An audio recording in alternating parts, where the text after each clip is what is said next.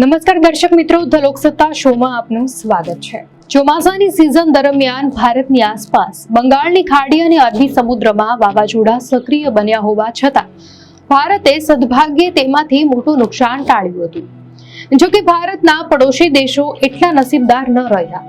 તાજેતરમાં બે નબળા વાવાઝોડા સૈન્યાર અને દિતવાહના કારણે શ્રીલંકા, મલેશિયા, ઇન્ડોનેશિયા અને થાઈલેન્ડ જેવા ભારતની નજીકના દેશોને ભારે નુકસાન સહન કરવું પડ્યું। નવેમ્બર મહિનામાં આવેલા સૈન્યાર વાવાઝોડાએ મલેશિયા, ઇન્ડોનેશિયા અને થાઈલેન્ડમાં તબાહી મચાવી હતી, જ્યારે દિતવાહ વાવાઝોડાએ શ્રીલંકામાં જાનમાલને ભારે નુકસાન પહોંચાડ્યું।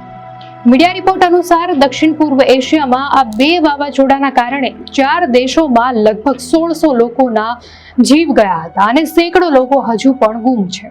વર્લ્ડ વેધર ટ્રિબ્યુનલના અભ્યાસ અનુસાર આ બંને વાવાઝોડાના વરસાદના ટ્રેન્ડને હાલના મોડલમાં યોગ્ય રીતે રજૂ કરી શકાયા નથી, જેથી ક્લાઇમેટ ચેન્જ અથવા ગ્લોબલ વોર્મિંગની ચોક્કસ ભૂમિકાનું મૂલ્યાંકન કરવું મુશ્કેલ બન્યું છે। WWEના અહેવાલ પ્રમાણે શ્રીલંકા, થાઈલેન્ડ અને ઇન્ડોનેશિયા સહિતના દેશોમાં આવેલા આ વાવાઝોડા ટ્રોપિકલ સાયક્લોન હતું, જેના પર ક્લાઇમેટ ચેન્જની જટિલ અસર પડી છે। આ વખતના વાવાઝોડાની ખાસ વાત એ હતી કે તેમાં પ્રચંડ પવન ફૂંકાવાને બદલે અતિશય ભારે વરસાદ પડ્યો હતો। વૈજ્ઞાનિકોનું માનવું છે કે સમુદ્રની સપાટીના તાપમાનમાં થયેલો વધારો ભારે વરસાદની સ્થિતિ પેદા કરવા માટે જવાબદાર છે। Sri Lanka, Philippines, Malaysia, America, UK, Sweden, Thailand અને નેધરલેન્ડ્સના વૈજ્ઞાનિકોએ ભારતના પડોશી દેશોમાં પડેલા અતિશય ભારે વરસાદનો અભ્યાસ કર્યો હતો। અભ્યાસ દર્શાવે છે કે શ્રીલંકામાં બહુ ઓછા સમયમાં ભારે વરસાદ પડવાથી પૂરની સ્થિતિ સર્જાઈ, જેના કારણે કુદરતી પાણીના વહેણની જગ્યાઓ ભરાઈ ગઈ અને ઝડપથી પાણીનો નિકાલ થઈ શક્યો નહીં। WWE અનુસાર અસરગ્રસ્ત વિસ્તારોની ભૌગોલિક સ્થિતિ પણ નુકસાન માટે જવાબદાર છે। જમીનના ઉપયોગમાં ફેરફારને કારણે ઝડપી શહેરીકરણ થયું છે અને જંગલો કપાયા છે। વળી વહેલાસર ચેતવણી આપવાની વ્યવસ્થાની પણ ક્યાંક અછત જોવા મળી છે। મલાકાની પટ્ટીમાં આવેલા સૈન્યાર વાવાઝોડાના કારણે ઇન્ડોનેશિયાના સુમાત્રા, મલેશિયા અને દક્ષિણ થાઈલેન્ડમાં 23 થી 27 નવેમ્બર દરમિયાન ભારે નુકસાન થયું હતું। આ 70 વર્ષમાં એક વખત આવતી ઘટના હતી, જેના માટે 1850 થી 1900ના પ્રી ઇન્ડસ્ટ્રીયલ સમયગાળાની તુલનામાં તાપમાનમાં થયેલો 1.3 ડિગ્રી સેલ્સિયસનો વધારો જવાબદાર ગણાય છે। એ જ રીતે 24 થી 28 નવેમ્બર દરમિયાન શ્રીલંકામાં દિતવાહ વાવાઝોડાએ હાહાકાર મચાવ્યો, જે 30 વર્ષમાં એક વખત બનતી ઘટના હતી।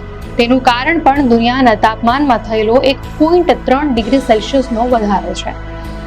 અલગ અલગ ડેટા દર્શાવે છે કે આ વિસ્તારમાં 28% થી લઈને 160% સુધી વરસાદમાં વધારો થયો છે। ગ્લોબલ વોર્મિંગના કારણે વરસાદ વધી રહ્યો છે, જેને ક્લોસિયસ-ક્લેપિરોન સમીકરણની મદદથી સમજાવી શકાય છે, જે મુજબ વૈશ્વિક સરેરાશ તાપમાનમાં પ્રતિ 1 ડિગ્રી સેલ્સિયસના વધારા સાથે હવામાનમાં ભેજનું પ્રમાણ 60% વધે છે।